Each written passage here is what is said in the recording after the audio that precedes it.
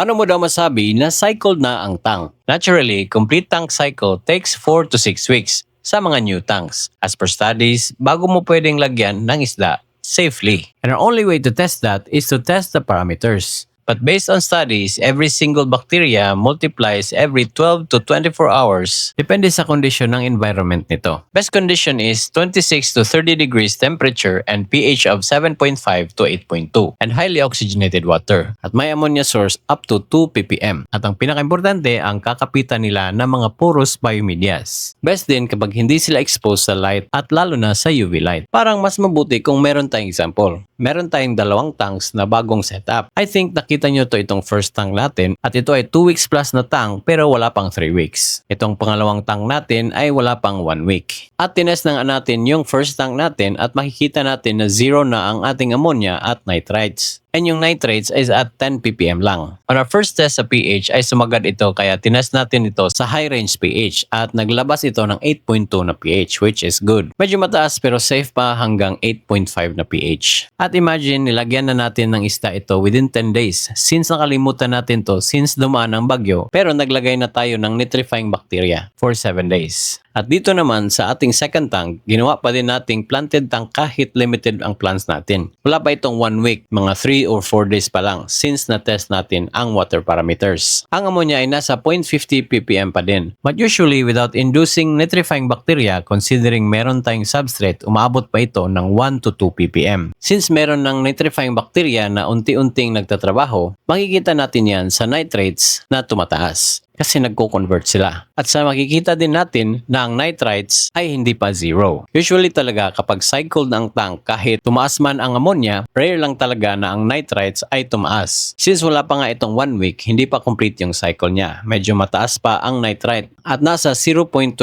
ppm. Pero malapit na din ito mag-0 kasi it's on the process of colonating enough Nitrobacter. Nitrobacter pala ang nitrifying bacteria na responsible sa mga nitrites which converts into nitrate. And Nitrosomonas naman ang responsible sa ammonia to nitrites. So since ang nitrite natin ay mataas pa, pati ang ammonia, ibig sabihin hindi pa fully cycled ang ating tank. So paano mo nga masasabi na cycled ang tank? According to studies, makonsider mo ang tank na completely cycled kapag na-maintain niya ang ammonia to 0 or if lagyan mo ng ammonia source up to 2 ppm ay kaya niya itong i-0 within 24 hours. Or ibig sabihin na may enough ng nitrifying bacteria na mag-convert ng ammonia to nitrite then to nitrate. In this case, sa tank natin na 15 gallons so far in less than 3 weeks nagawa nating safely and fully cycled ang tank natin. Pero guys, importante na maintindihan natin ang behavior at function ng nitrifying bacteria. Sa tank na ito, yes, nagawa natin ito in less than 3 weeks. In fact, nalagyan na natin ng isda in 10 days. And so far, no unexplained na casualties so far ang ating mga isda.